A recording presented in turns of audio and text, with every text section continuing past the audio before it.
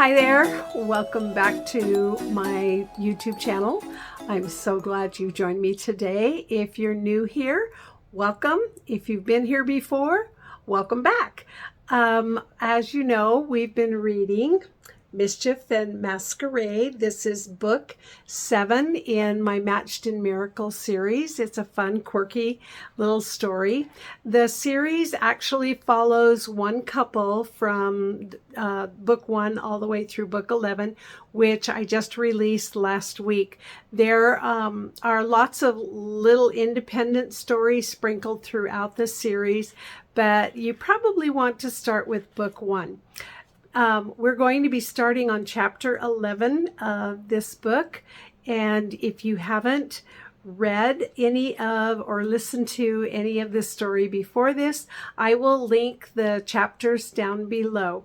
So we are a little over halfway through the book, and I'm going to be starting on chapter 11, and we'll probably read chapter 12 as well. Before we get started into the story, I want to give you just a little bit of background about what's happened with this story. Kate Wellington is an heiress, and her mother has been trying to play matchmaker, and so she has set up this meeting with the Duke, or with the Earl, in a little tiny province in England, and she has convinced her friend Emily to switch places with her because she's tired of her mother's meddling.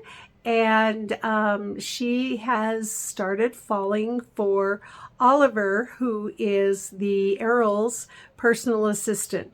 So just to kind of catch you up to speed, they were stranded on an island overnight in a rainstorm, and now it's the next morning. So without further ado, here is chapter 11.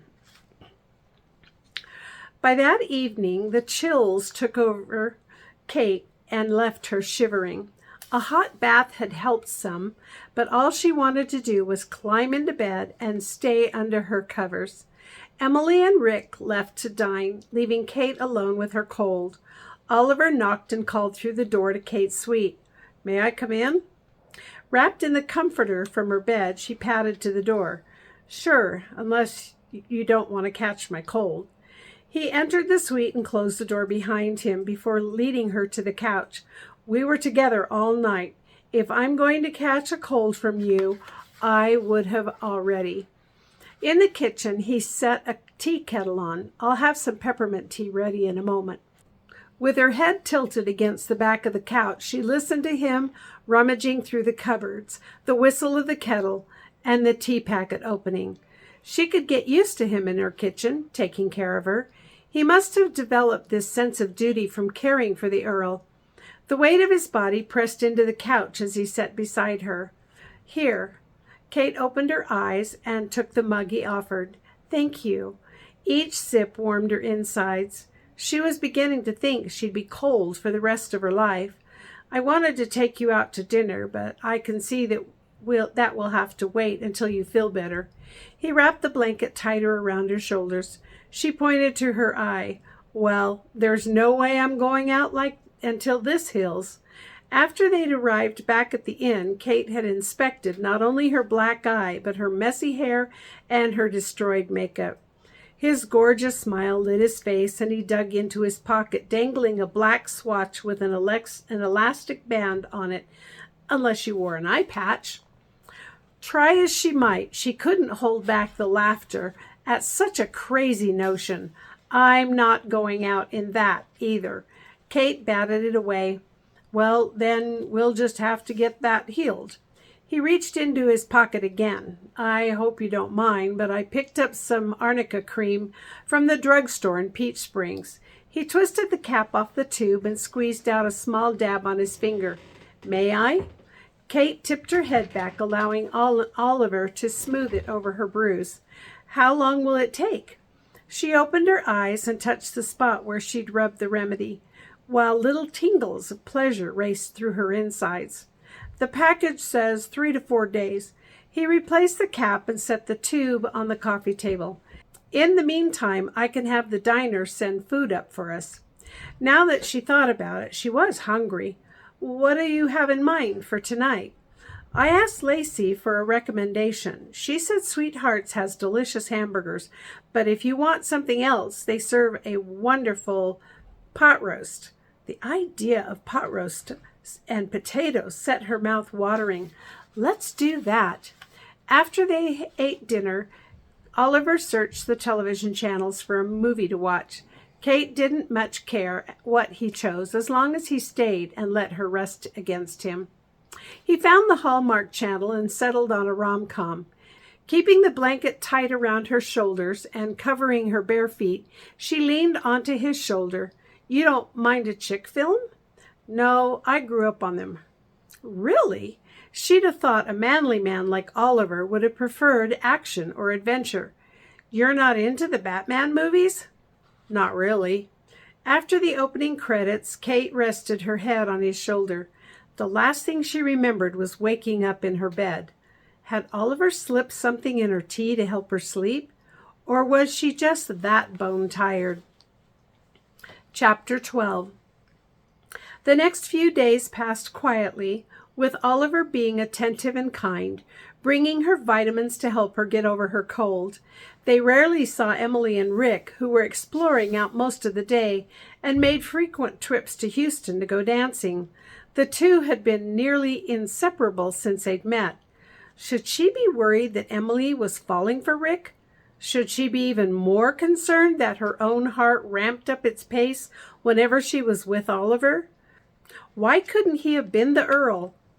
Late one night, far later than Emily and Rick had ever been out, Oliver bid her good night and left her alone to wait for her best friend's return. Kate's cold was nearly gone, and her black eye was turning a horrid shade of green. She curled up on her bed and fitfully dozed, listening for Emily's return. Each creak of the old end sent her sitting up in alarm. More than a dozen times she checked her phone. Several of Kate's text messages went unanswered. Finally, at the crack of dawn, she tried calling Emily, but it went straight to voicemail. Where was she? Had something horrible happened to her? Her heart pounded in her chest.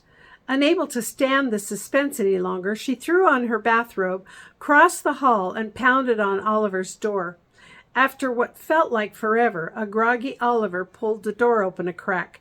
His husky, sleep-deprived voice came into the hall. What's up? Is Rick home? She tried to keep the desperation from her voice. Oliver pulled the chain from the door. I don't know. He motioned her inside. Would you check to see if he's here? Her heart did little somersaults at his white undershirt pulled tight across his chest. Oliver left the room and came back several seconds later. His bed remains made. Kate slunk onto the couch. That means they stayed out all night. You're acting like her mother. Oliver went into the kitchen and returned with a glass of water. Here. She set the glass on the coffee table. You don't understand. Her mother will kill me if anything happens to her. Her parents hired me to look after her. As you may have noticed, she's an airhead. He raised an eyebrow and sat beside her. Who keeps forgetting their key? Okay, so he had a point about that, but she would not give that credit to him. What are we going to do? We? His other eyebrow raised. I don't know what about you, but I'm going back to bed. Kate grabbed his hand before he stood. Rick wouldn't take advantage of her, would he? I mean, he's a gentleman, right? She'd heard that sometimes royalty got away with inappropriate behavior. No. He pulled his arm out of her grasp. She tried to keep the desperation from her voice, but knew she was failing miserably. No, he wouldn't take advantage of her? Or no, he's not a gentleman. It's too early to be having this conversation. She was getting nowhere. If Oliver texted the Earl about their switched identity, would Richard be obligated to bring Emily home? Did she dare tell them her secret? Wait. Kate followed him down the hall. I have to tell you. She gulped, wishing she'd taken a drink of water. Shaking with nervous energy, she stood beside the bed. Are you cold? He asked as he pulled the comforter off the bed and draped it around her shoulders. No, it's just... wrapped in the bedspread. She tripped on the binding. Oliver grabbed her as she fell backward onto the mattress. With his foot tangled in the bedding, he landed on top of her. Oh, my heavens, you are the most accident-prone person I've ever met. With his face kissably inches from hers, she studied his mouth. What did she say to his observation? She'd never been this clumsy before. Were they a catastrophe waiting to happen? His breath was warm against her cheeks. Her heart pounded in her chest, and time stood still. Was that desire she saw flaming in his eyes? Kiss me, she wanted to scream, as she waited for him to lower his mouth to hers. She reached up to touch his face, her heart pounding. Could he feel it? What would he do if she pulled him down? From the doorway, Rick cleared his throat.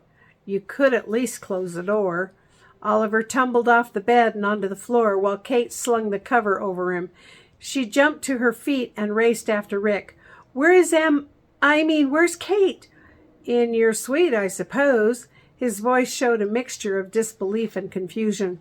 Without a backward glance, she raced across the hall, jammed the key in the lock, and shot straight to Emily's room. Her bed was still unmade. Em? She hollered. What? Emily poked her head out of the bathroom. Kate rushed to her and grabbed her shoulders. Where were you? I was worried sick. You didn't answer my text and your phone went to voicemail after one ring. Emily pushed her back. Hey, your eye looks so much better. Never mind my eye, Kate breathed heavily. Where were you? Oh, sorry. She returned to the bathroom and scrubbed the makeup off her face. Well? Frustration for Emily's inconsideration boiled over. You could have called me, or at the very least answered my text. My phone died, and Rick didn't have the same charger as me. She hung the washcloth over the towel rack. Okay, but you still could have let me know what was happening. Couldn't you have used his phone to call me? As if nothing was wrong, Emily sauntered into the kitchenette and opened the refrigerator. Ooh, cheesecake. Kate had forgotten all about the dessert. Was it still any good? Did you and Oliver have a nice evening? She took the pie pan from the fridge and grabbed a fork from the drawer, then took a huge bite.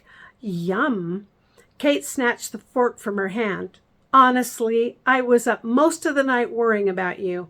Emily reached into the silverware drawer, retrieved another fork, and took the cheesecake to the couch, where she sat on the deep cushion inside.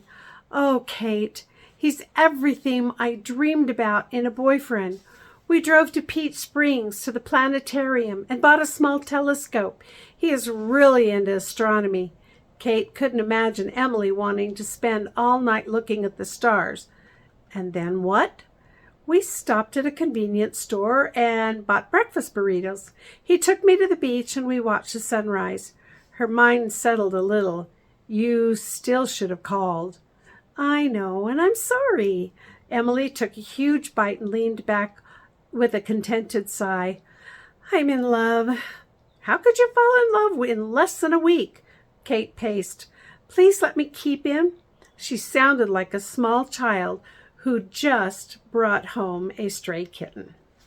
So that was chapters 11 and 12. I hope you're enjoying this. And if you haven't already, would you please subscribe to my newsletter and give me a thumbs up? That really means a lot to me. And also, if you would hit that little notification bell so that you'll get a notification about whenever I post another video. So I hope to see you next week. And in the meantime, I hope you're having a great day, and I'll see you.